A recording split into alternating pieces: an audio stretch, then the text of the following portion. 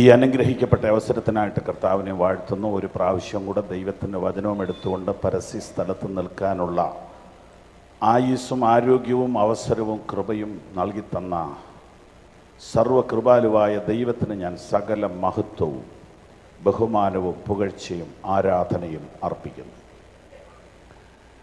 നമ്മുടെ പ്രസ്ഥാനത്തെ ഇന്ത്യൻ പെന്തക്കോസ്ത് ദൈവസഭയെ നയിക്കുവാൻ ദൈവം തിരഞ്ഞെടുത്താക്കി വച്ചിട്ടുള്ള അനുഗ്രഹീതരായ ദൈവദാസന്മാർ, നേതൃത്വങ്ങൾ, കൗൺസിൽ മെമ്പേഴ്സ് എല്ലാവരെയും ഓർത്ത് ഞാൻ കർത്താവിനെ സ്തുതിക്കുകയും മഹത്വപ്പെടുത്തുകയും ചെയ്യുന്നു. ബഹുമാന്യനായ പാസ്റ്റർ KC തോമസ് സാറ്, ആദരണീയനായ പാസ്റ്റർ ഫിലിപ്പി തോമസ് സാർ, കർത്താവിൽ അനുഗ്രഹിക്കപ്പെട്ട പാസ്റ്റർ ഷിബു നെടുവേൽ, മറ്റ് ദൈവദാസന്മാർ, കൗൺസിൽ മെമ്പേഴ്സ്, ഇപ്പോൾ ദൈവത്തിൻ്റെ ദൂത് അറിയിച്ചുകൊണ്ടിരുന്ന പ്രിയ ജോസ് പാസ്റ്റർ, എല്ലാവരെയും ഓർത്ത് കർത്താവിനെ സ്തുതിക്കുന്നു. ദൈവം നിങ്ങളെ അനുഗ്രഹിക്കട്ടെ. ഷിബ് പാസ്റ്റർ എന്നോട് പറഞ്ഞു, കൊയർ പാടുന്നില്ല, പാസ്റ്റർ ഒരു പാട്ട് പാടണമെന്ന്.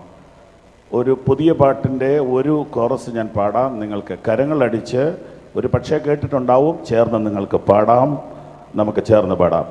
എനിക്കൊരു ദൈവമുണ്ട് പ്രാർത്ഥന കേൾപ്പാൻ, എനിക്കൊരു താതനുണ്ട് താങ്ങി നടത്താൻ. കരങ്ങളടിച്ച്. എനിക്കൊരു ദൈവമുണ്ട് പ്രാർത്ഥന കേൾപ്പാൻ, എനിക്കൊരു താതനുണ്ട് താങ്ങി നടത്താൻ.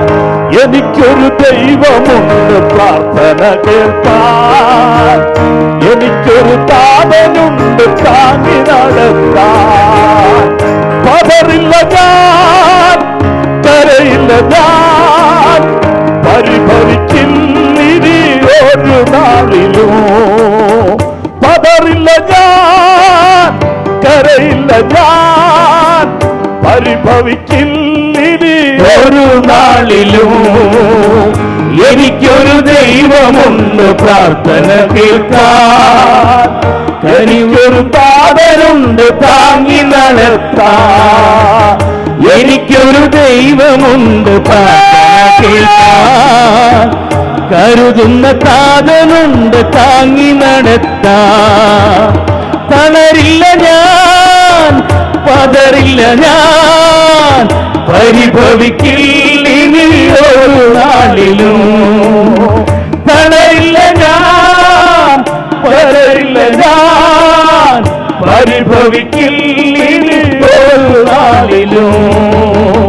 എനിക്കൊരു ദൈവമുണ്ട് പ്രാർത്ഥന കേൾപ്പാൻ, എനിക്കൊരു താതനുണ്ട് താങ്ങി നടത്താൻ. എനിക്കൊരു ദൈവമുണ്ട് പ്രാർത്ഥന കേൾപ്പാൻ, എനിക്കൊരു താതനുണ്ട് താങ്ങി നടത്താൻ. കരങ്ങൾ ഉയർത്തിയൊരു നല്ല ഹല്ലേലൂയ പറഞ്ഞാട്ടെ. ആമേൻ. ഒരു രാത്രിയിൽ ഒരു മനുഷ്യൻ ടെലിഫോൺ ചെയ്ത് ഭീഷണിപ്പെടുത്തിയ രാത്രിയിൽ ഉറങ്ങാതെ ആ രാത്രി മുഴുവനും തള്ളിവിട്ടപ്പോൾ എഴുതിയ ഗാനമാണ് ഈ വരികൾ. അത് നിങ്ങൾക്ക് അനുഗ്രഹമായി തീരും.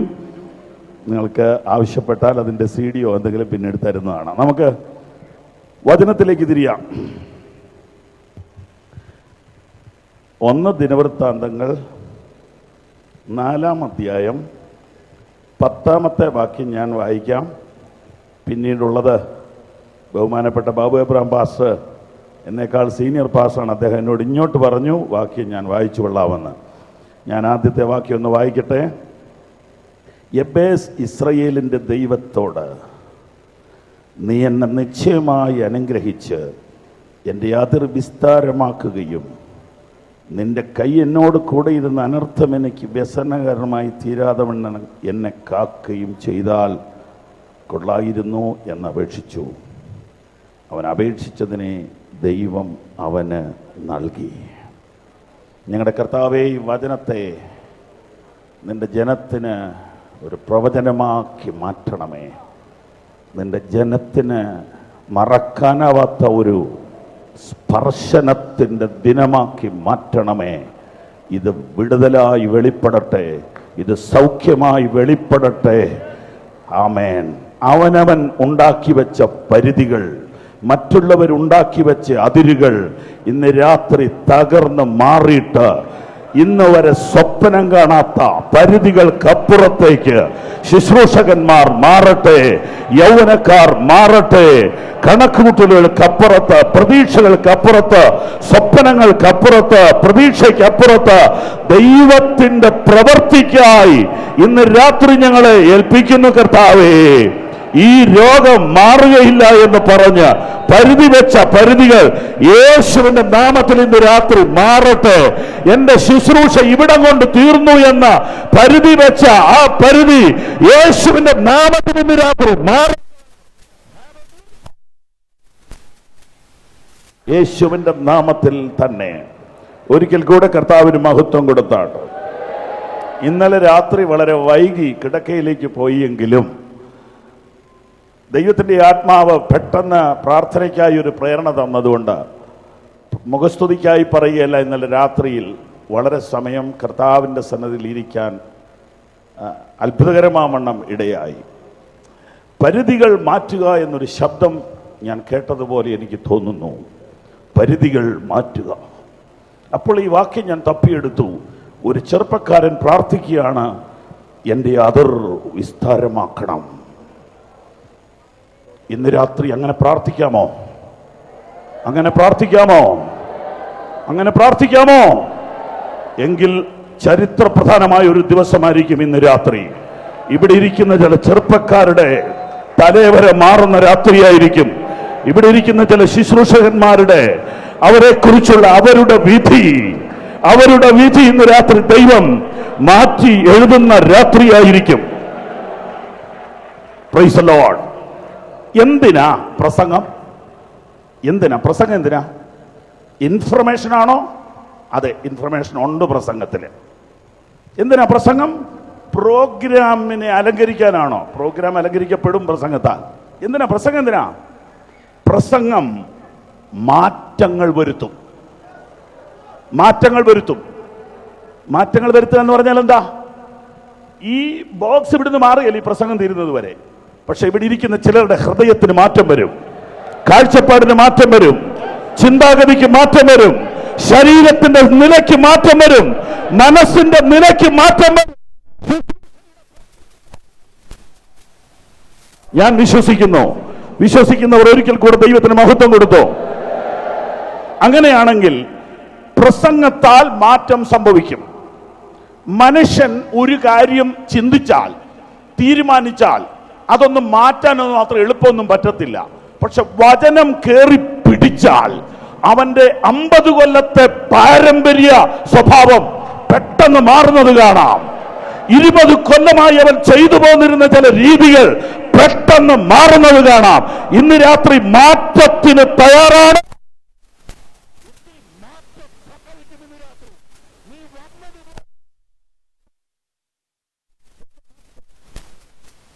മാറ്റപ്പെടുത്തുന്നേ ഒരുത്തൻ ക്രിസ്തുവിലായാൽ അവൻ പുതിയ സൃഷ്ടി. അത്ഭുതകരമായ ഒരു വചനം ഞാൻ ഈ കഴിഞ്ഞ ദിവസം ധ്യാനിച്ചു. അത് യെശയ്യാവ് 11-ലാണ്. കർത്താവ് ഭരണം ആരംഭിക്കുമ്പോൾ ചെന്നായി കുഞ്ഞാടിന്റെ കൂടെ കിടക്കും. ചെന്നായി കുഞ്ഞാടിന്റെ കൂടെ കിടന്ന നേരെ വെളുക്കുമ്പോൾ കുഞ്ഞാട് കാണുകയില്ല, ചെന്നാ മാത്രമേ കാണുള്ളൂ. സിംഹം കാള പോലെ പുല്ല് തിന്നു. ഇതെങ്ങനെയാ നടക്കുക?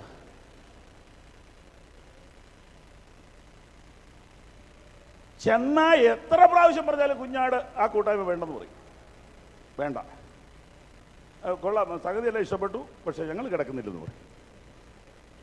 അപ്പൊ ചെന്നായി കുഞ്ഞാടിനോടുകൂടെ കിടക്കണമെങ്കിൽ കുഞ്ഞാടിന് ബോധ്യം വരണം ചെന്നായിക്ക് മാറ്റം വന്നെന്ന്.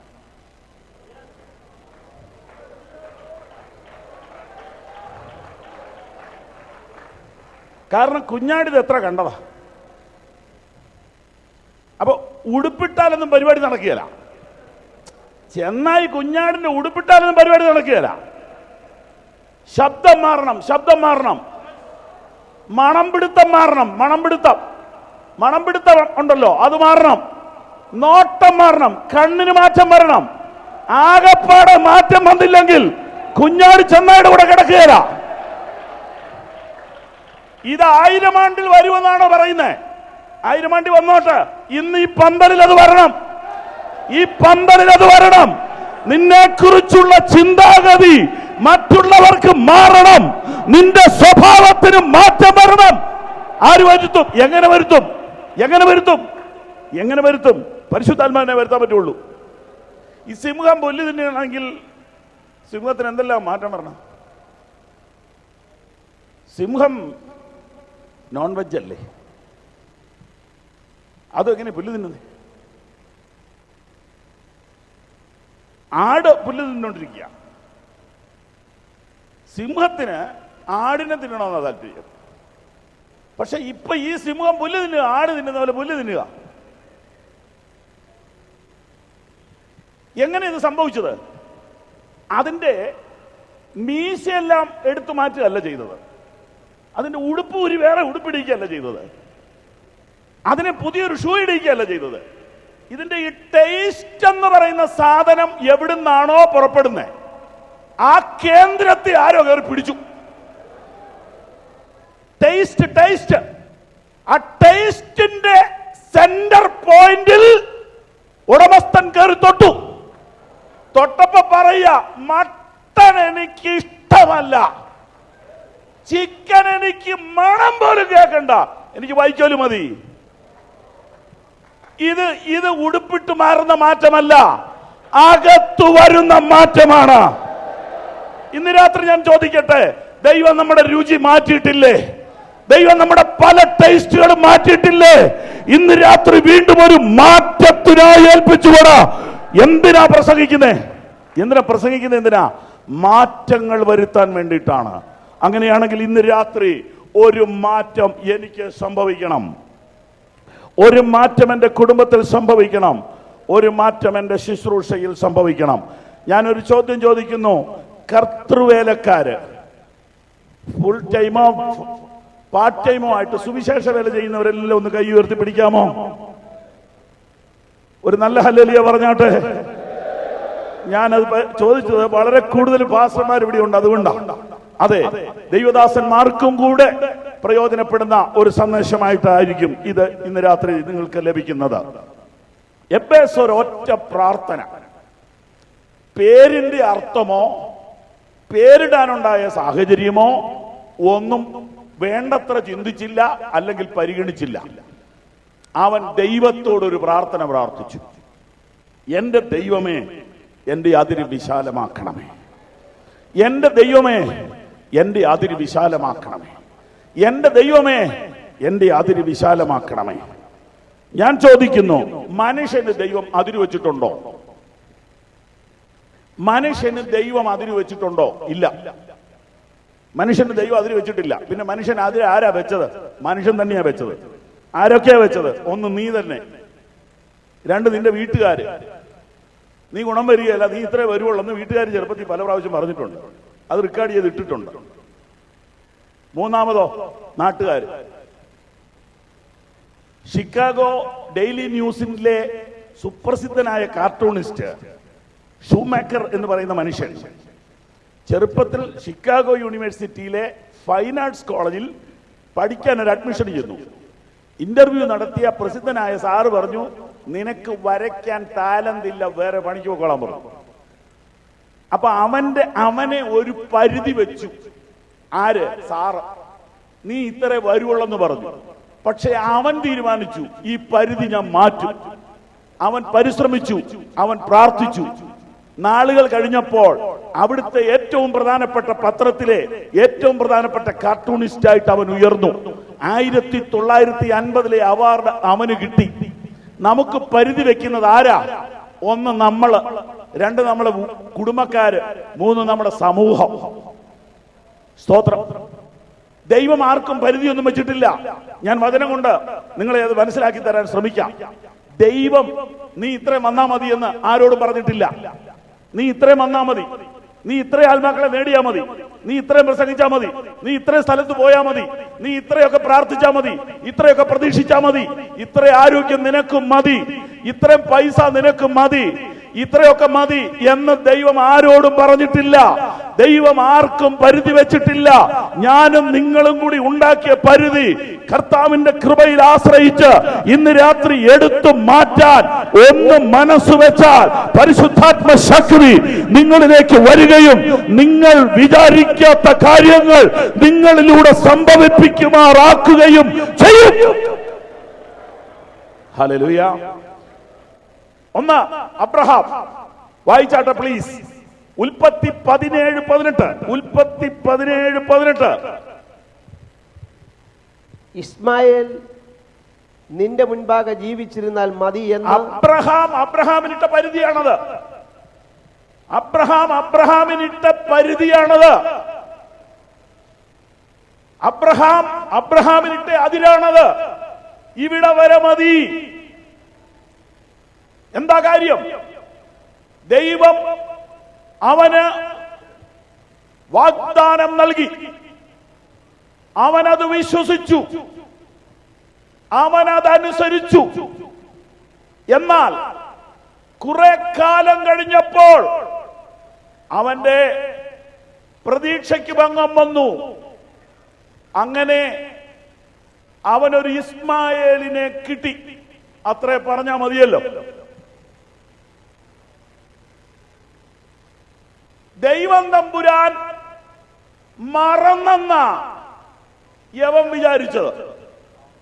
പക്ഷെ ദൈവം മറന്നിട്ടില്ല. ദൂത് കേട്ടുകൊള്ളുക. ദൈവം നിന്നോട് വചനത്തിലൂടെയോ പ്രവചനത്തിലൂടെയോ പ്രവാചകന്മാരിലൂടെയോ സ്വപ്നത്തിലൂടെയോ പറഞ്ഞിട്ടുള്ള ഒരു ദൂതും ദൈവം മറക്കത്തില്ല. നീ മെഡിക്കൽ കോളേജിൽ കിടന്നാലും അവിടെ നിന്ന് നിന്നെ പുറത്തിറക്കി നിന്നോട് പറഞ്ഞ ദൂത് നടത്താൻ ഈ ദൈവം ശക്തൻ.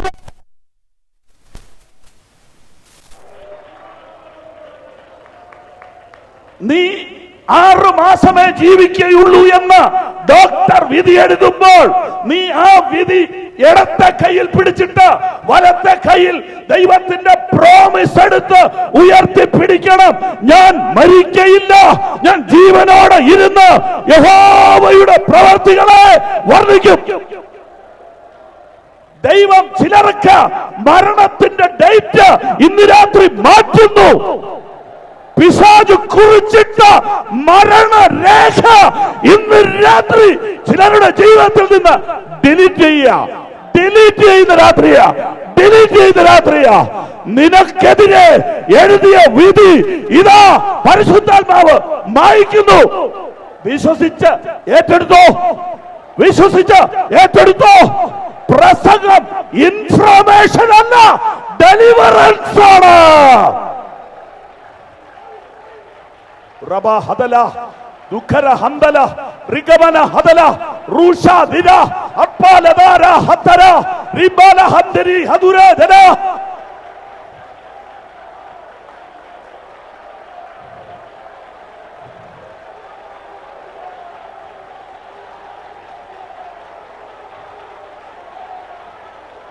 This is the time of miracle. This is the time of deliverance.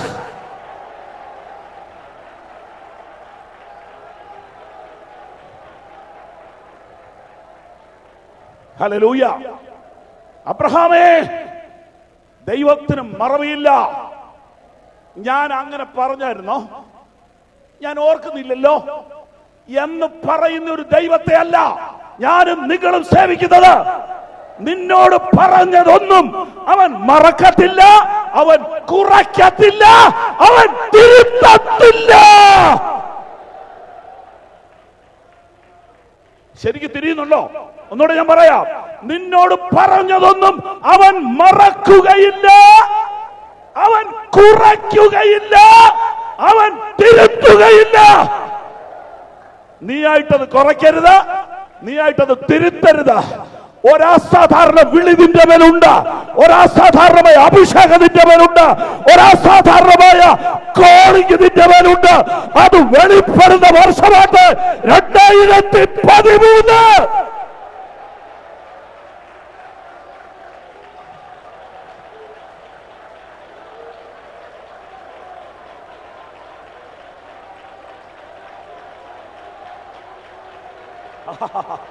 ഓ ഹോറബ ശരബഹല ദിഖറമ ശദല ഹദിയറബ.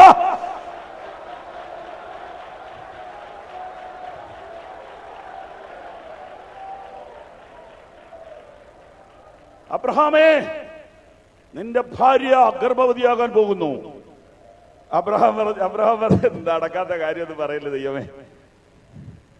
തമാശ പറയില്ല, എന്റെ ഭാര്യ റിട്ടയർഡാ. ദൈവം ഒന്നും മിണ്ടുന്നില്ല. റിട്ടയർമെന്റ് വെച്ചത് ദൈവമല്ല, മനുഷ്യനാണ്. കാലേബ് പറയുന്നു, 85 വയസ്സിലും ഞാൻ റിട്ടയർ ആകാൻ ഉദ്ദേശിക്കുന്നില്ല, ആ മല എനിക്ക് തരിക.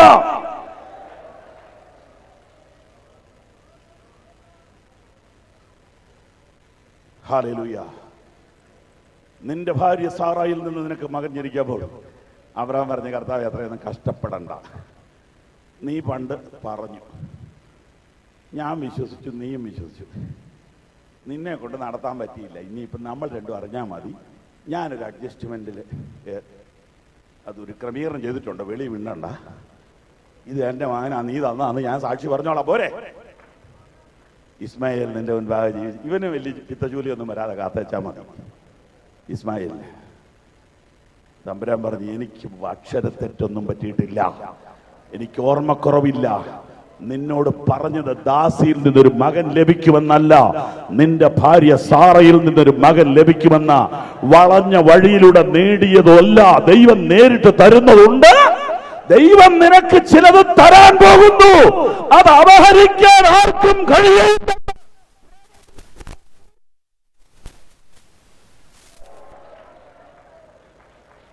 ആമേൻ, ആമേൻ. ഇസ്മായിൽ ജീവിച്ചിരുന്നാൽ മതി. പരിധി. അബ്രഹാം തനിക്ക് ഒരു പരിധി നിശ്ചയിച്ചു. ദൈവം തമ്പുരാൻ വന്നച്ച കല്ലെടുത്ത് മാറ്റിയിട്ട് പറഞ്ഞു, ഇവിടം കൊണ്ട് തീരുന്നതല്ല നമ്മൾ തമ്മിലുള്ള എഗ്രിമെന്റ്, ഇവിടം കൊണ്ട് തീരുന്നതല്ല ഞാനും നീയുമായിട്ടുള്ള ഉടമ്പടി. ഇന്ന് രാത്രി സഹോദരങ്ങളെ, സാഹചര്യങ്ങൾ നിമിത്തം, പ്രതികൂലങ്ങൾ നിമിത്തം, സമ്മർദ്ദങ്ങൾ നിമിത്തം നമ്മൾ പലപ്പോഴും വിഷൻ വെട്ടിച്ചുരുക്കുന്നവരാണ്. നമ്മൾ പലപ്പോഴും ദർശനങ്ങളെ വെട്ടിച്ചുരുക്കുന്നവരാണ്. വാഗ്ദത്തങ്ങളെ പകുതി വെച്ച് വിട്ടുകളയാവുന്ന പറയുന്നവരാണ്. 2013 സ്റ്റേറ്റ് കൺവെൻഷനിൽ പരിശുദ്ധാത്മാവ് ദൈവസഭയോട് പറയുന്നു, ദൈവദാസന്മാരോട് പറയുന്നു, ദൈവജനത്തോട് പറയുന്നു, പരിധികളെ മാറ്റുക. രണ്ടാമത്തെ ആള് ലോത്ത്. ഉൽപ്പത്തി 19:19 ഓർത്തിരിക്കാൻ എളുപ്പ. 19:19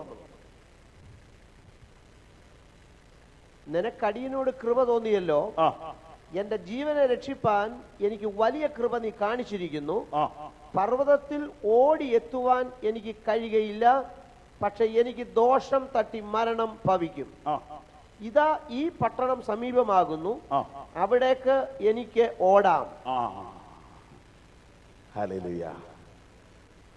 ലോത്തേ, ദൈവം നിന്നോട് ഓടാൻ പറഞ്ഞിടം വരെ നിനക്ക് ഓടാനുള്ള പവറും കൂടെ അവൻ തരാതിരിക്കുമോ? ശ്രദ്ധിച്ച് കേട്ടേ. ദൈവം നിന്നോട് ചെയ്യാൻ പറഞ്ഞ ജോലി തീരുന്ന വരെ ഇടി വെട്ടിയാലും നീ മരിക്കുകയില്ല. ദൈവം നിന്നെ ഏൽപ്പിച്ച ദൗത്യം പൂർത്തീകരിക്കുന്നത് വരെ മൂർഖം പാമ്പ് വന്നാൽ കടിച്ചിട്ട് തിരിച്ചു പോകും, നീ നിലനിൽക്കും. തിരമാല വന്ന് അടിച്ചിട്ട് ഇറങ്ങിപ്പോകും, നീ നിലനിൽക്കും. വണ്ടി വന്നിടിച്ചിട്ടും നീ നിൽക്കും. പേടിക്കണ്ട. നിന്നോട് പറഞ്ഞത് ചെയ്യാൻ നിനക്ക് കേൾപ്പ് തരാതെ നിന്നോട് പറയുമോ?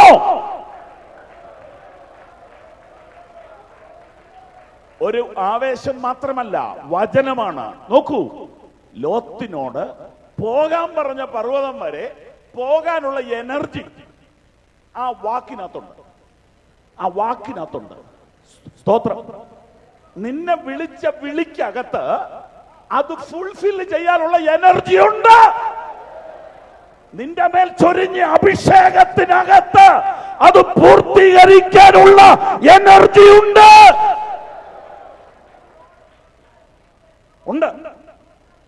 സംശയിക്കണ്ട. ലോകം നിന്നെ സഹായിക്കണ്ട, മനുഷ്യർ നിന്നെ സഹായിക്കണ്ട. നിന്റെ മേലുള്ള വിളി അത് മതിയായതാണ്. എന്റെ കൃപ നിനക്ക് മതി, എന്റെ ശക്തി ബലഹീനതയിൽ തികഞ്ഞു വരുന്നു. ലോത്തേ, ലോത്തേ, നിന്നോട് പോകാൻ പറഞ്ഞ പർവ്വതം വരെ പോകാൻ നിനക്ക് കെൽപ്പ് തരും. ഇല്ലെങ്കിൽ വഴിക്ക് വെച്ച് ഉരുണ്ട് വീഴട്ടെ, മുമ്പോട്ട് പോ. കാലിടറി വീഴുകയാണെങ്കിൽ വീഴട്ടെ, ധൈര്യമായിട്ട് മുന്നോട്ട് പോ. പറഞ്ഞവൻ വിശ്വസ്തൻ. പക്ഷെ അവൻ എന്ത് ചെയ്തു? ഒരു റിക്വസ്റ്റ് ചെയ്ത്, കർത്താവേ ഞാൻ ഈ ഒരു ഷോർട്ട് കട്ട് ഇങ്ങോട്ടൊന്ന് കയറിക്കോട്ടെ. അങ്ങനെയാണെങ്കിൽ അങ്ങനെ ചെയ്യും. വേദപുസ്തകം പഠിക്കുന്നവർ പറയുന്നത് അത് പെർമിസീവ് വില്ലെന്ന. പെർഫെക്റ്റ് വില്ല് അപ്പുറത്ത് കിടക്കുക. പെർമിസീവ് വില്ലെന്നൊരു വില്ലില്ല, പഠനത്തിന് വേണ്ടി പറയുന്നതാ. അങ്ങനെ നിർബന്ധിച്ചു, എന്നാ പോ എന്ന് പറഞ്ഞു. പോയിട്ട് എന്ത് കിട്ടിയെന്ന് താഴോട്ട് വായിക്കുമ്പോൾ മനസ്സിലാക്കിക്കോളും. ഹോംവർക്ക് ചെയ്താൽ മതി. തലമുറ ദൈവകൃപയിൽ നിൽക്കണോ? പ്രവചന ദൂത് കേട്ടോ? തലമുറ ദൈവകൃപയിൽ നിൽക്കണോ?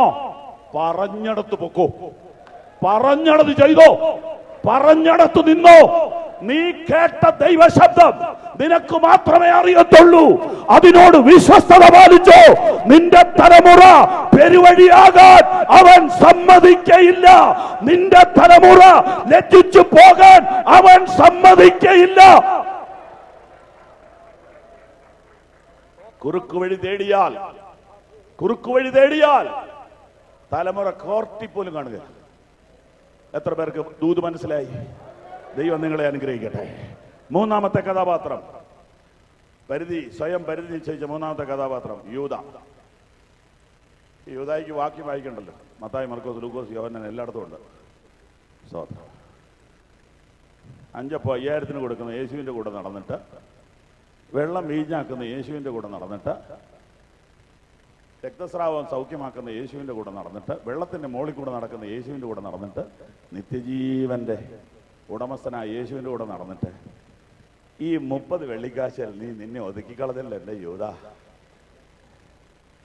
ഈ 30 വെള്ളിക്കാശിൽ ഒതുക്കേണ്ട ആണോ ഈ കേസ് കേട്ടത്? നീ എവിടെയാ വന്ന് നിൽക്കുന്നത്?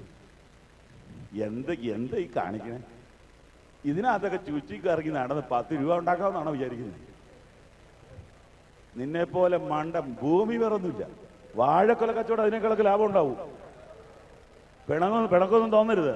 ഇതിനകത്ത് ചുറ്റിക്കറങ്ങി 10 രൂപ ഉണ്ടാക്കാവുന്ന കഷ്ടം. കണ്ണടച്ച് തുറക്കുമ്പോൾ നിന്റെ സ്ഥിതി മാറ്റാൻ ദൈവത്തിന് കഴിയുമെന്നേ. ഇത് ആരെയാ നമ്മൾ ഈ വിശ്വസിക്കുന്നത്? ആരെയാ നമ്മൾ ഈ പ്രസംഗിക്കുന്നത്? ഒരു രാത്രി മുഴുവൻ മീൻ പിടിച്ചൊന്നും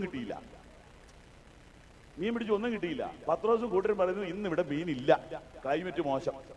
നേരം വെളുത്ത് തമ്പുരാൻ പറഞ്ഞു ഒറ്റ വല ഇറക്കാൻ. ആ വല വലിച്ചു കയറ്റാൻ പറ്റാത്ത വണ്ണം ഹെവി ആയിരുന്നു. ഇതിനകത്ത് മെസ്സേജ് എന്നറിയോ? തമ്പുരാൻ ഇടപെട്ടാൽ ഒറ്റ വല കൊണ്ട് കടം മാറും, ഒരൊറ്റ വല കൊണ്ട് പ്രതിസന്ധി മാറും. സാമ്പത്തിക ബുദ്ധിമുട്ടിൽ ഞരങ്ങി നടു ഒടിഞ്ഞു നിൽക്കുന്ന കൂടപ്പറപ്പെ, നിന്നോടുള്ള ദൈവത്തിന്റെ ദൂതി ഞാൻ പറയാം. ദൈവത്തിന് അധികം സമയം വേണ്ട നിന്റെ സ്ഥിതി മാറ്റാൻ. ഒരു അടയാളത്തിന് വേണ്ടിയിട്ടൊന്നും ചെയ്തു നോക്ക്. പ്രസംഗം കഴിയുന്ന വഴിയാ ഓഫീസിൽ ചെല്ലേ. കഴിവിന്റെ പരമാവധി ഒരു ഓഫറിങ് എഴുതി കൊടുത്തു നോക്ക്. എന്നിട്ട് നഷ്ടം വന്നെങ്കിൽ വിവരം പറ, വകുപ്പുണ്ടാക്കാം.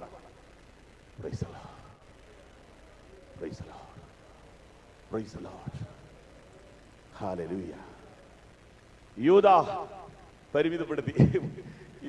കിട്ടുന്നത് ഇത്ര മതി. എന്നാ പിന്നെ ഒരു 3000 വെക്കാൻ പറ്റാണ്. 30 ചീപ്പായി പോയി. അത് പുള്ളിയുടെ ആ സ്വഭാവത്തിന്റെ കേട്ടോ. പുള്ളി മേടിച്ച കയറ് തന്നെ സെക്കൻഡ് ഹാൻഡാ. സെയിലെന്ന് എഴുതി വെച്ചിരിക്കുന്ന ഭാഗത്ത് നിന്നൊരു കയറ് മേടിച്ചു. ഏതായാലും മരിക്കാൻ പോകുക, പുതിയ കയറ് കിടക്കാൻ പറ്റും. ബാക്കി കാശ് എന്നെ തന്നെ സോഡ നാരങ്ങ കുടിക്കാനാണോ? പോകുകയല്ലേ. അല്ല ആർക്ക് കൊടുക്കാൻ? ഇതൊക്കെ ഭ്രാന്തെന്ന് പറഞ്ഞാൽ മതി. ഇതൊന്നും പ്രാർത്ഥിച്ചാലൊന്നും മാറിയ.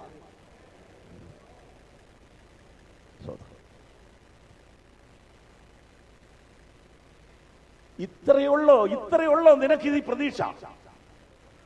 മഹാരാജാവിന്റെ കൂടെ നടന്നിട്ട്, സർവശക്തന്റെ കൂടെ നടന്നിട്ട് ഇത്രയുള്ളോ പ്രതീക്ഷ? 30 വെള്ളിക്കാശ പ്രതീക്ഷയുള്ളോ? ഒരു പഞ്ചായത്ത് ചോദിക്കും, നിനക്ക് തരും. ഒരു സ്റ്റേറ്റ് ചോദിച്ചു നിനക്ക് തരും. അവൻ വലിയവനാണ്. എന്റെ ദൈവമോ നിങ്ങളുടെ ബുദ്ധിമുട്ടൊക്കെയും മഹത്വത്തോടെ തന്റെ ധനത്തിന് ഒത്തവണ്ണം പൂർണ്ണമായി തീർത്തു തരും.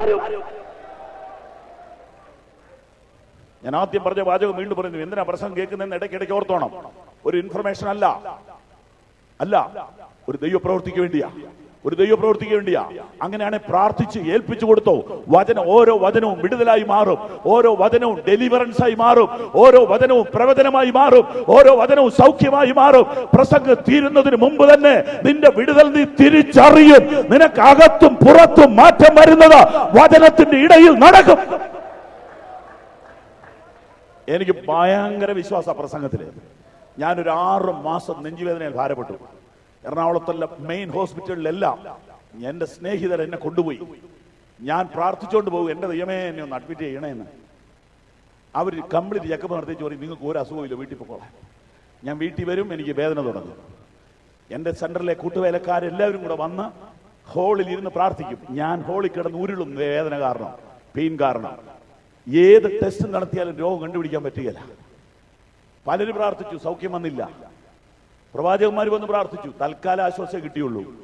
3 മാസം 4 മാസമൊക്കെ മുമ്പോട്ട് പോയി. ഞാൻ കർത്താവിനോട് പറഞ്ഞു, കർത്താവേ എനിക്കൊരു മെസ്സേജ് കേൾക്കാൻ അവസരം തരാവോ? എനിക്കൊരു ആത്മനിറവുള്ള ഒരു അഭിഷിക്തന്റെ പ്രസംഗം കേൾക്കാൻ ഒരു അവസരം തരാവോ? എനിക്ക് വേറെ ഒന്നും വേണ്ട, എനിക്ക് ഭയങ്കര വിശ്വാസമാണ്. ഒരു ആത്മനിറവിൽ ഒരു ദൂതിനകത്ത് സൗഖ്യം ഉണ്ടെന്ന് ഞാൻ അനുഭവിച്ചിട്ടുണ്ട്. നിങ്ങൾ അനുഭവിച്ചിട്ടുണ്ടെങ്കിൽ ഒരു ഹല്ലേലൂയ പറഞ്ഞു. വചനം അയച്ച് സൗഖ്യമാക്കുക എന്ന് പറഞ്ഞാൽ അതൊരു സങ്കല്പമല്ല. അത് 2013 നിലമ്പൂർ പന്തലിൽ നടന്നുകൊണ്ടിരിക്കുന്നു.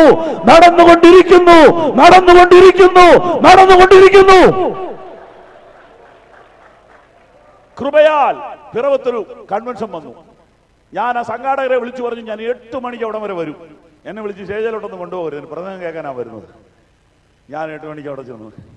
എന്റെ ദൈവമേ, എന്റെ വായിച്ച് കേട്ടിട്ടില്ലാത്ത മനുഷ്യനാ. ആ ദൂത് എനിക്ക് വേണ്ടിയായിരുന്നു.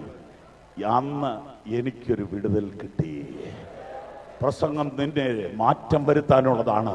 നിന്റെ സ്ഥിതി മാറ്റാൻ, നിന്റെ പൊസിഷൻ മാറ്റാൻ, നിന്റെ മനോഭാവം മാറ്റാൻ ഈ മെസ്സേജിന് ഇന്ന് ശക്തിയുണ്ട്. ഹല്ലേലൂയ. സ്തോത്രം ചെയ്ത് ഏറ്റെടുത്തുകൊണ്ടിരുന്നു, പ്രാർത്ഥിച്ച് പ്രതീക്ഷിച്ചുകൊണ്ടിരുന്നു. കർത്താവ് അത് ചെയ്യും. സ്വയം പരിധി നിശ്ചയിച്ച 3 പേരെ ഞാൻ കാണിച്ചു. ദൈവം പരിധി നിശ്ചയിച്ച 3 കാര്യം കാണിക്കാം. യിരെമ്യാവ് 5:22.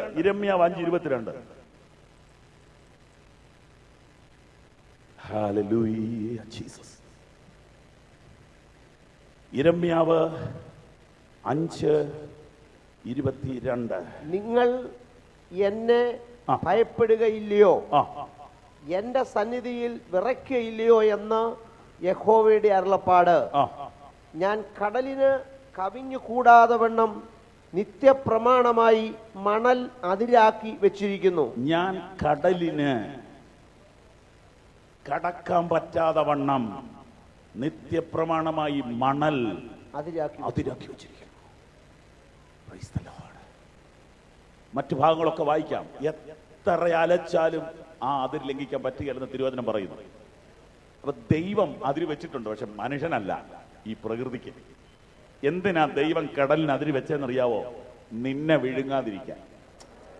ദൈവം നിനക്കല്ല അതിര് വെച്ചിരിക്കുന്നത്, നിന്നെ ഉപദ്രവിക്കാൻ സാധ്യതയുള്ള ശക്തികൾക്ക്, നിന്നെ തകർക്കാൻ സാധ്യതയുള്ള ശക്തികൾക്ക് ദൈവം അതിര് വെച്ചിട്ടുണ്ട്. നിനക്കതിര് വെച്ചിട്ടില്ല. നിന്നെ വിഴുങ്ങിക്കളയാൻ, നിന്നെ ഒടുക്കിക്കളയാൻ, നിന്നെ തകർത്ത് കളയാൻ, അവസാനിപ്പിക്കാൻ സാധ്യതയുള്ള എല്ലാ ശക്തിക്കുമെതിരെ ദൈവം അതിര് വെച്ചിട്ടുണ്ട്. ഇന്ന് രാത്രി വിശ്വസിക്കാവോ? കൊടുങ്കാറ്റടിക്കട്ടെ, കഠിന രോഗം വരട്ടെ, കഠിന അപവാദം നിനക്കെതിരെ പറയട്ടെ, കഠിന പ്രതികൂലം നിനക്കെതിരെ ഉണ്ടാകട്ടെ, സ്വന്തം ആളുകൾ നിനക്കെതിരെ എഴുന്നേൽക്കട്ടെ, ഒരു അതിര് ദൈവം അതിനകത്ത് ഇട്ടിട്ടുണ്ട്. എത്ര അലച്ചാലും അത് കടക്കത്തില്ല. കേട്ടെ, കഴിഞ്ഞ വർഷങ്ങളിൽ നിനക്കെതിരെ വന്ന പല കാറ്റും നിന്നെ അടിച്ചു വീഴിക്കാഞ്ഞത് ഈ അതിരുള്ളത് കൊണ്ടല്ലേ? ദൈവം നിനക്ക് വെച്ച് അതിര് എത്ര ശക്തമാണ്. ദൈവം നിന്റെ കുടുംബത്തിന്, ദൈവം നിന്റെ കുഞ്ഞുങ്ങൾക്ക് വേണ്ടി വെച്ച് അതിര് എത്ര ശക്തമാണ്. ഈ 2013 ഇവിടെ വന്ന് ദൈവത്തെ സ്തുതിക്കാൻ നിനക്ക് പ്രാപ്തി തന്നത് നിന്നെ മുക്കിക്കളയാൻ മന്ത്രവാദികളും ആഭിചാരികളും ആമേൻ പ്രതികൂല ശക്തികളും പടപൊരുതിയപ്പോൾ ദൈവത്തിന്റെ അതിര് നിന്നെ നിർത്തി.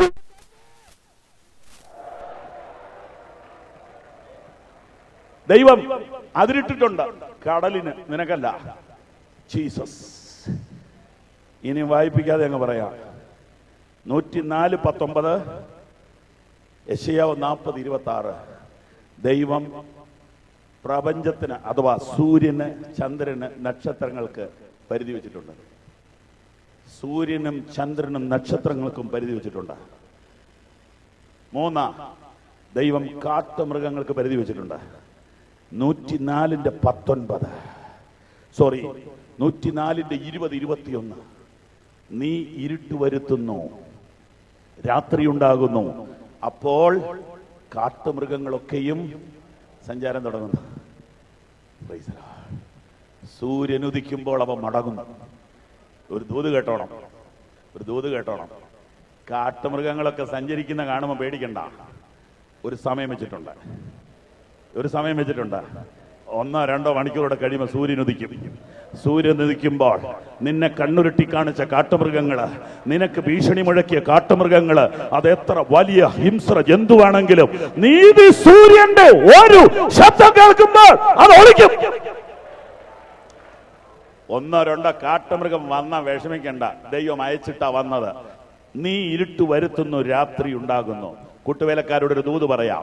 ഒരു കാലഘട്ടം ഇരുട്ടിന്റെ സമയമായിരിക്കും. ദൈവം വരുത്തിയതാ. നീ ഇരുട്ട് വരുത്തുന്നു, രാത്രി ഉണ്ടാവുന്നു, അപ്പോൾ കാട്ടുമൃഗങ്ങൾ സഞ്ചാരം തുടങ്ങും. അതെ, പലതും നിനക്കെതിരെ എഴുന്നേറ്റ് വരും. പക്ഷെ ഒരു ടൈമുണ്ട് ഇതിന്. അത് കഴിയുമ്പോൾ അതൊക്കെ മാറും. ഒരു കാലഘട്ടമുണ്ട്. പിടിച്ചു നില്ലും, വെറുതെ സ്വോത്രം ചെയ്ത് പറ്റുമെങ്കിൽ ഉപവസിക്കുക, പ്രാർത്ഥിക്കുക, വചനം ധ്യാനിക്കുക. ഒരു ടൈം കഴിയുമ്പോൾ ഇതിന്റെ പൊടി കാണുകയില്ല. നീ ഉയർത്തെഴുന്നേറ്റ് ഇവിടെ നിൽക്കും. നിനക്കെതിരെ ഉണ്ടാക്കുന്ന ഒരായുധവും ഫലിക്കയില്ല. Thank you Lord.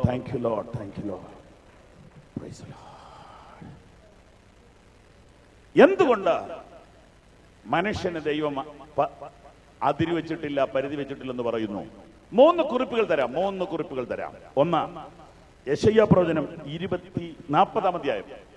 യെശയ്യാ പ്രവചനം 40-ാം അധ്യായം 27 മുതൽ 31 വരെ അതിപ്രധാനപ്പെട്ട വാക്യം, നമുക്കറിയാവുന്ന വാക്യമാണ്. വായിക്കുമ്പോൾ ദയവായി കേട്ടാട്ടെ. 40-27 മുതൽ.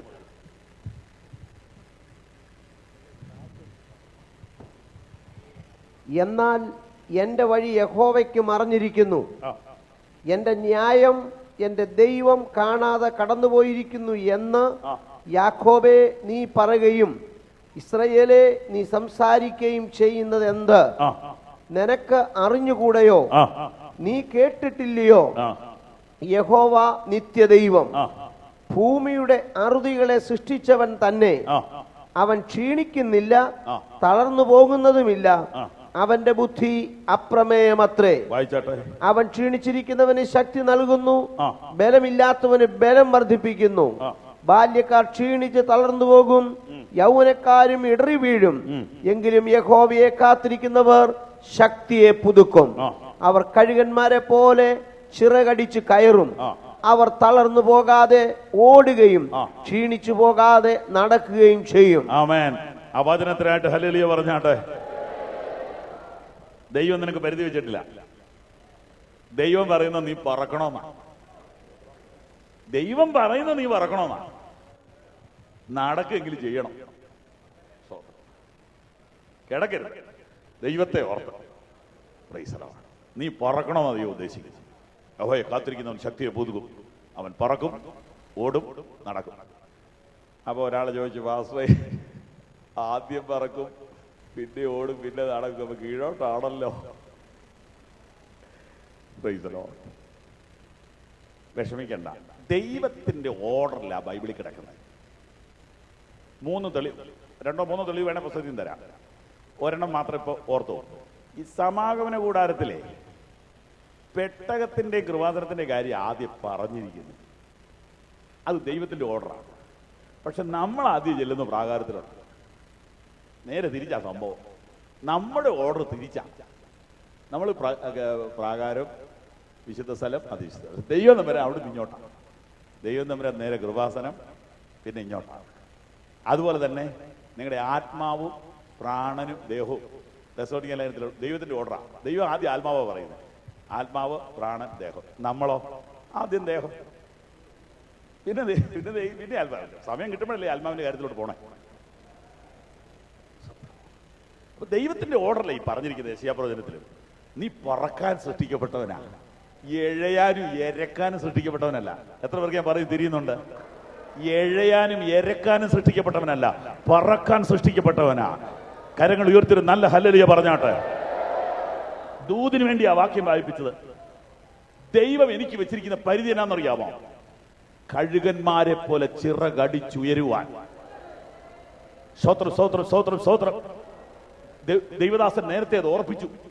കുറെ കാലം കഴിയുമ്പോൾ ഈ ചിറകെല്ലാം അങ്ങോട്ട് ബലഹീനമാകും.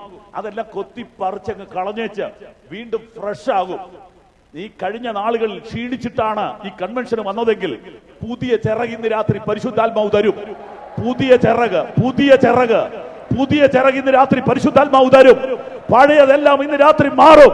ഒരു പുത്തൻ ശക്തി, ഒരു പുത്തൻ അഭിഷേകം വചനം കേട്ട എല്ലാവരുടെയും മേൽ ആത്മാവ് വന്നു എന്ന് എഴുതിയിരിക്കുന്നത് പോലെ നിലമ്പൂർ കൺവെൻഷനിൽ വചനം കേട്ടുകൊണ്ടിരിക്കുന്നവരുടെ മേൽ ആത്മശക്തി ഇതാ ഇറങ്ങി വരുന്നു.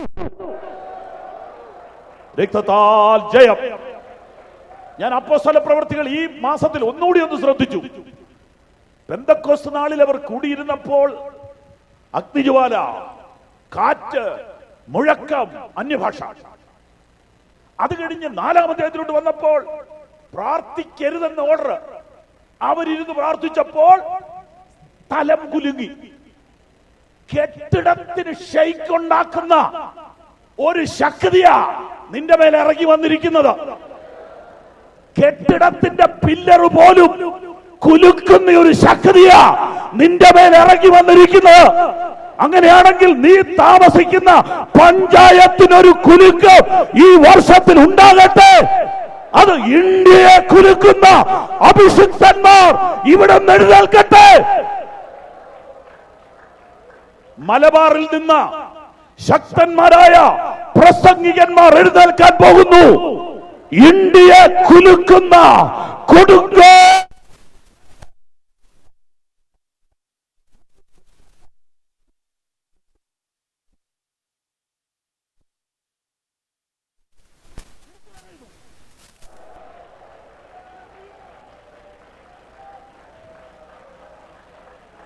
പ്രാപിച്ചോ, പ്രാപിച്ചോ, വിശ്വസിച്ചേറ്റെടുത്തോ. അത് ഞാനാകട്ടെ എന്ന് പറ, അത് ഞാനാകട്ടെ എന്ന് പറ. നിന്റെ പ്രായം കടന്നുപോയിട്ടില്ല.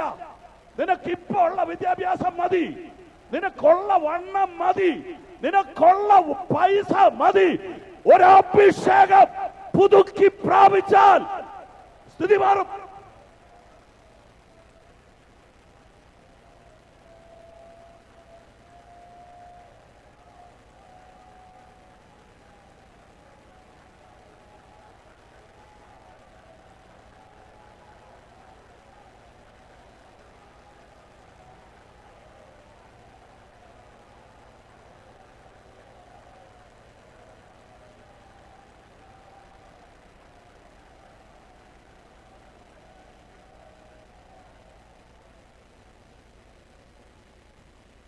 എന്താ പറക്കുക എന്ന് പറഞ്ഞാൽ നിന്റെ ഗമനാഗമനങ്ങളുടെ രീതി മാറും.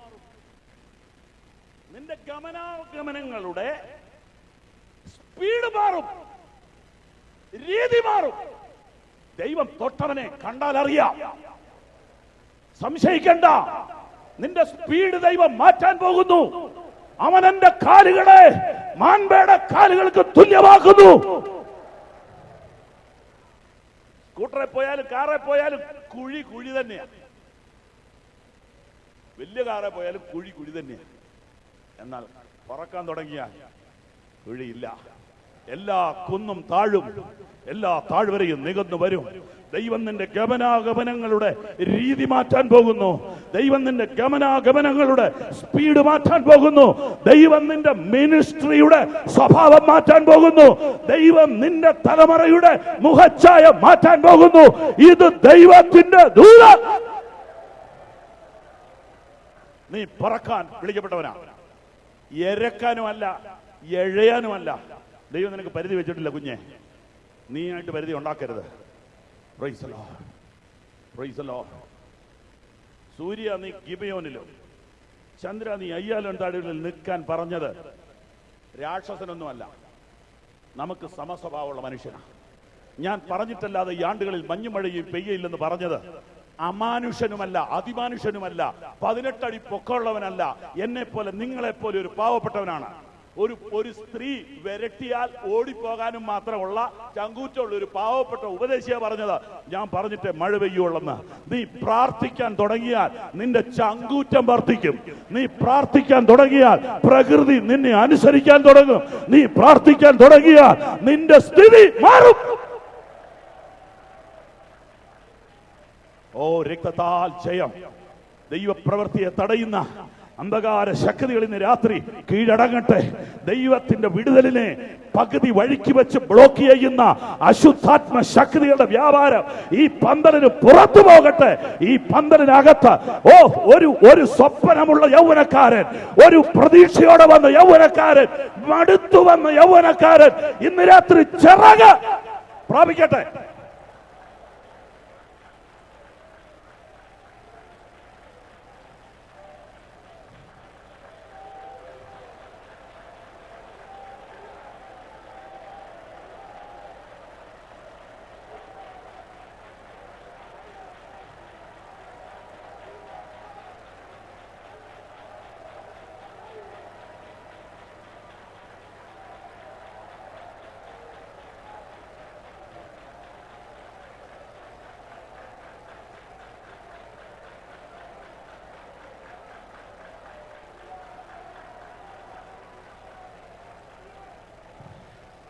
രണ്ടാമത്തെ കുറിപ്പ്, ദൈവം നിനക്ക് പരിധി വെച്ചിട്ടില്ല. തെളിവ് രണ്ടാമത്തെ കുറിപ്പ് മർക്കോസ് 9:23. മർക്കോസ് 9:23. മൂന്നാമത്തെ കുറിപ്പ് യോഹന്നാൻ 14:12 അത് 1 മിനിറ്റ് കഴിയുമ്പോൾ വായിക്കാം. യേശു അവനോട് നിന്നാൽ കഴിയും എങ്കിൽ എന്നോ വിശ്വസിക്കുന്നവന് സകലവും കഴിയും എന്ന് പറഞ്ഞു. ഞാൻ ഈ വാക്യം പറയുമ്പോൾ ദയവായി നമുക്കൊന്ന് ഒരുമിച്ച് ഏറ്റു പറയാം. വിശ്വസിക്കുന്നവന് സകലവും കഴിയും. സകലവും കഴിയും. വിശ്വസിക്കുന്നവന് സകലവും കഴിയും. സകലവും കഴിയും. ഹല്ലേലൂയ. ദൈവം നിനക്ക് പരിധി വെച്ചിട്ടില്ല. ദൈവം നിനക്ക് പരിധി വെച്ചിട്ടില്ല. പേടിക്കണ്ട. ഇല്ല, വിദ്യാഭ്യാസം ഇത് മതി, വണ്ണ ഇത് മതി, പൊക്ക ഇത് മതി, ഡിഗ്രി ഇത് മതി, ഇപ്പൊ ഉള്ള വീട് മതി. ദൈവം നിനക്ക് പരിധി വെച്ചിട്ടില്ല. ദൈവം നിനക്ക് പരിധി വെച്ചിട്ടില്ല. നീ പ്രയോജനമുള്ളവനായി മാറുന്നതിന് ആരാ തടസ്സം? നീ ഒരു എഫക്റ്റീവ് ആകാൻ ആരാ തടസ്സം? ഈ സംഘടനാപരമായ ഇഷ്യൂസ് ഒന്നും ആരുടെ ശുശ്രൂഷയൊന്നും തകർക്കത്തൊന്നുമില്ല. ഭൂമിയിൽ ഏതൊരു സംഘടനയ്ക്കും അതിൻ്റെതായ ചെറിയ ചെറിയ കാര്യങ്ങളൊക്കെ ഉണ്ട്. അതൊന്നും പറഞ്ഞൊന്നും ആര് വിഷമിക്കുകയൊന്നും വേണ്ട. സ്വർഗത്തിലൊരു ദൈവമുണ്ട്. എനിക്ക് ഇന്നാളെ ഒരാൾ എന്നോട് പറഞ്ഞു എനിക്ക് നീതി കിട്ടിയില്ലെന്ന്. എടാ, സ്വർഗത്തിലൊരു ദൈവമില്ലേ? സ്വർഗത്തിലൊരു ദൈവമില്ലേ? നീതിയോടെ വിധിക്കുന്ന ഒരു ദൈവമില്ലേ? ഇത് അനുഭവത്തിൽ ഞാൻ നിങ്ങളോട് പറയുന്നു. നീതിയോടെ വിധിക്കുന്ന ഒരു ദൈവമുണ്ട്.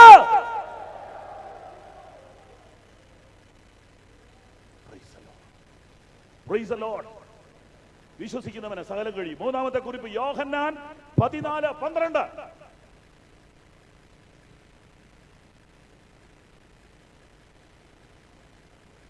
യോഹന്നാൻ 14:12. Oh Jesus.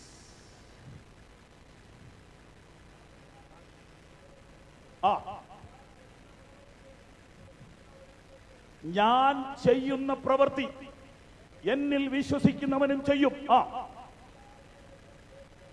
ഞാനതൊന്ന് വ്യാഖ്യാനിച്ച് പറയുക. ഞാൻ പോയി പരിശുദ്ധാത്മാവിനെ മേടിച്ച് നിങ്ങൾക്ക് തരുന്നത് കൊണ്ട് അതിൽ വലുതും അവൻ ചെയ്യും. സ്തോത്രം. ഉടനെ വലിയ കോംപ്ലിക്കേഷൻ ആയി. അയ്യോ, കർത്താവ് ചെയ്തതിനേക്കാൾ കൂടുതൽ ചെയ്യും, ഇത് എന്നതാ? അല്ല, അതൊക്കെ അവിടെ നിൽക്കട്ടെ. ഇപ്പൊ ഈ 36 പേരെ സ്ഥാനപ്പെടുത്തി എന്നുള്ളത് 46 ആക്കുന്നതിന് കുഴപ്പമുണ്ടോ? കർത്താവ് ചെയ്ത് കൂടുതൽ ചെയ്യുന്നതിന്റെ തിയോളജിക്കൽ പ്രോബ്ലത്തിൽ കിടക്കുക അല്ലേ? നമ്മൾ ഇപ്പോൾ ഉള്ളതിൽ നിന്ന് അല്പം കൂടെ ഉയരുന്നതിന് ദൈവത്തിന് തടസ്സമില്ലെന്ന് വിശ്വസിക്കാവോ? ഇതിനകത്തൊരു നല്ല പോസിറ്റീവായ സന്ദേശം കേട്ടോണം. ലോകത്തിൽ ഒരു ലീഡറും അണിയെ ഒപ്പത്തിക്കൊണ്ടിരിക്കുകയില്ല. ഈ 18 അടവത് കേട്ടിട്ടില്ല. ആ സാധനം ഇപ്പൊ ഇല്ല. എന്നാന്നറിയോ? ശിഷ്യനെ പഠിപ്പിച്ചപ്പോ 17 പഠിപ്പിച്ചുള്ളൂ. കാരണം ഇവൻ തിരിച്ചടിച്ച അവനെ കമത്തി അടിക്കണ്ടേ, ഒരെണ്ണം മാറ്റി വെച്ചു. അവന്റെ ശിഷ്യനെ പഠിപ്പിച്ചപ്പോ 16 പഠിപ്പിച്ചു. പുള്ളി അടുത്ത ആളെ പഠിച്ചപ്പോ 15. ഇപ്പൊ ആ സാധനമേ ഇല്ല.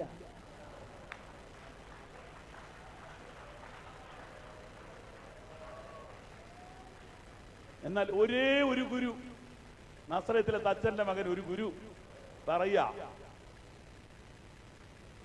എന്റെ വിശ്വസിക്കുന്നവരെ ഞാൻ ചെയ്തതൊക്കെ ചെയ്യാം, 18 അടവും പഠിപ്പിച്ചേക്കാവുന്ന. ഹല്ലേലൂയാ! എന്തൊരു പ്രോമിസാ! അത് മാത്രമാണോ? എനിക്ക് ശുശ്രൂഷ ചെയ്യുന്നവൻ ഞാൻ ഇരിക്കുന്നിടത്തിരിക്കും.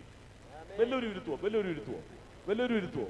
കർത്താവ് പറയും, എന്റെ ഒപ്പം ഇരുത്താവുന്ന, ഞാൻ നിങ്ങൾക്ക് സ്ഥലം ഒരുക്കാൻ പോകുന്നു, ഞാൻ ഇരിക്കുന്നിടത്ത്. എന്റെ പൊന്നെ, എന്നെ വാക്കുകളാതൊക്കെ.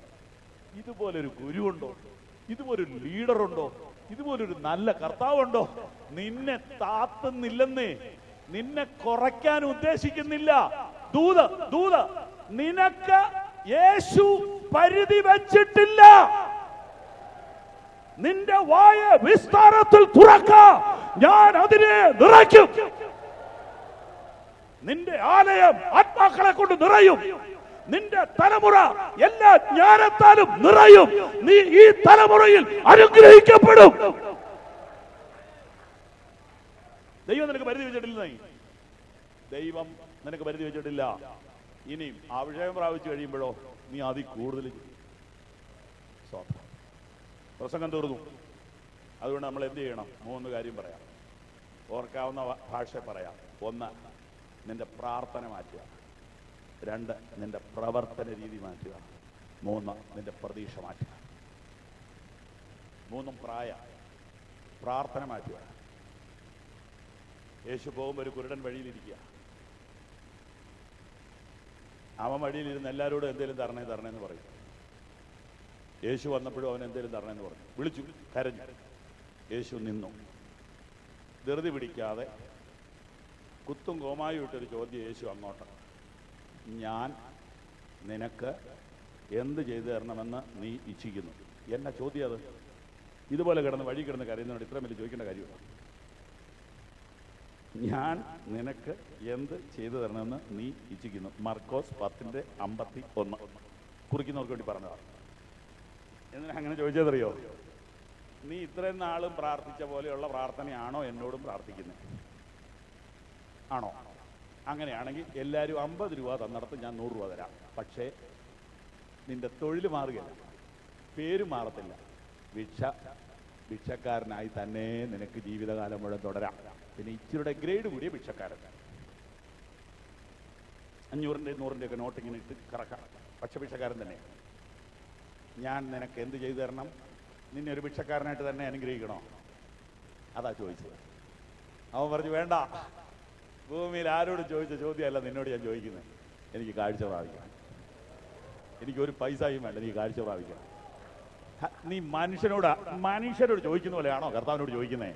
കർത്താവിനോട് ഇച്ചിരി കൂടിയത് എന്തെങ്കിലുമൊക്കെ ചോദിക്കുക. നിന്റെ പ്രാർത്ഥന മാറ്റണം. നിന്റെ പ്രാർത്ഥനയുടെ രീതി മാറ്റണം. എനിക്ക് കാഴ്ച പ്രാപിക്കണം. എന്റെ ചോദ്യം, അവൻ ഈ തൊഴിൽ തുടങ്ങിയിട്ട് ഇന്ന് വരെ ആരോടെങ്കിലും കാഴ്ച പ്രാപിക്കണമെന്ന് പറഞ്ഞിട്ടുണ്ടോ? ഇല്ല. എനിക്ക് കാഴ്ചയില്ലേ, എനിക്ക് വല്ലതും തരണേന്നാ പറഞ്ഞു. അവന്റെ ജീവിതമാർഗം തന്നെ ഈ കാഴ്ചയില്ലായ്മ. തിരിഞ്ഞോ ഞാൻ പറഞ്ഞത്? എന്നാൽ യേശുവിന്റെ അടുത്ത് അവന്റെ തൊഴിൽ തന്നെ കളയുക. എനിക്ക് കാഴ്ച മതി, എനിക്ക് ഈ തൊഴിലും വേണ്ട എന്ന് പറഞ്ഞ ആകെ മാനം പൊളിച്ചു മാറ്റുക. കർത്താവിന്റെ ഇടപെടൽ എന്തൊരു മാറ്റമല്ലേ? Praise the lord. നിന്റെ പ്രയർ ചേഞ്ച് ചെയ്യാൻ തയ്യാറാകാവോ? സ്തോത്രം. 2, നിന്റെ പ്രവർത്തനം മാറ്റുക. ജോഷുവ 14:12 വായിപ്പിക്കുന്നില്ല. എനിക്കിപ്പോൾ 85 വയസ്സുണ്ട്. എനിക്കല്ല, കാലേബിന്. ആ മല എനിക്ക് തരിക, ആ ഹെബ്രോൻ അത് എനിക്കിതാ. അതാരും മേടിക്കാതെ ഇട്ടിരിക്കുക. അതാരും വേണ്ടെന്ന് പറഞ്ഞിങ്ങനെ മാറി നിൽക്കുക, നടത്തിപ്പില്ലെന്ന് പറഞ്ഞ് ഇരിക്കുക. അതിന് കാരണമുണ്ട്. 3 മഹാമാർ അവിടെയുണ്ട്. അനാക്കിൻ്റെ 3 ആമ്പിള്ളേരുണ്ട് അവിടെ. ഒമാര് കരാട്ടെ ബ്ലാക്ക് ബെൽറ്റ് കഴിഞ്ഞതാണ്. 3 പേരൊക്കെ ഉണ്ട്, ഇപ്പം സമയമില്ലാത്തതുകൊണ്ട് വായിക്കുന്നില്ല. അതുകൊണ്ട് ആരും ആ ഭാഗത്തേക്ക് പോകാൻ നടത്തിപ്പില്ലാതിരിക്കുക. ഈ 85 കഴിഞ്ഞ ആൾ പറയും അതിന് വന്നേക്കാം. ഒരേ കാര്യം തന്നെ 2 നിലയെ കാണാം. ഈ ഗ്ലാസ്സിനകത്ത് 3/4 ഭാഗം വെള്ളമുണ്ട്, ഇച്ചിരി കാലിയുണ്ട്. ചിലർ പറയുമോ അത് കാലിയാണല്ലോ പകുതി, അതും കാണാം. അല്ല 3/4 നിറഞ്ഞാണല്ലോ, അങ്ങനെയും കാണാം. രണ്ടും ഒന്ന് തന്നെയാണ്.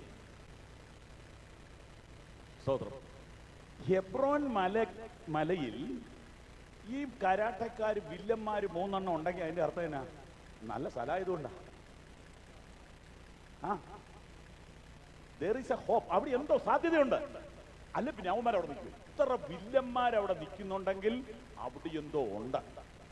കൂടുതൽ പോരാട്ടം ഉള്ളിടത്ത് ഓർത്തോണം, അവിടെ വലിയ വിടുതലുണ്ട്, അവിടെ വലിയ നിധിയുണ്ട്, അവിടെ വലിയ നിക്ഷേപമുണ്ട്, അവിടെ വലിയ ശുശ്രൂഷയുണ്ട്, അവിടെ വലിയ അനുഗ്രഹമുണ്ട്.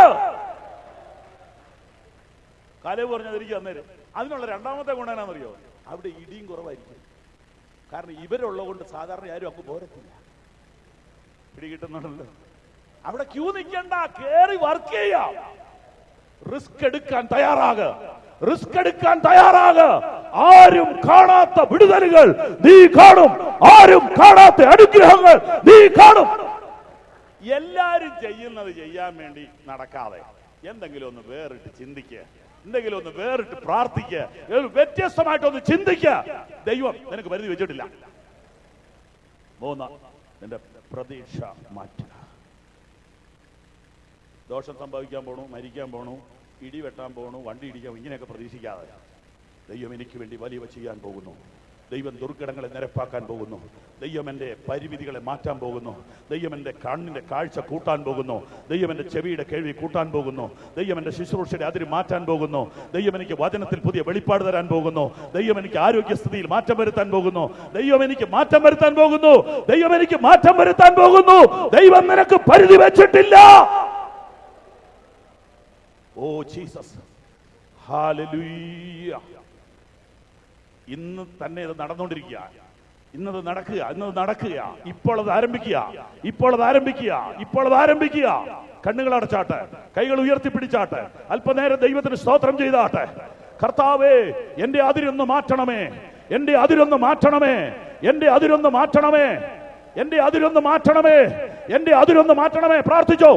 പ്രാർത്ഥിച്ചോ. ഞാൻ നിങ്ങൾക്ക് വേണ്ടി പ്രാർത്ഥിക്കാൻ പോകുന്നു. വാ തുറന്ന് അല്പനേരം ഉറക്കെ പ്രാർത്ഥിച്ചേ.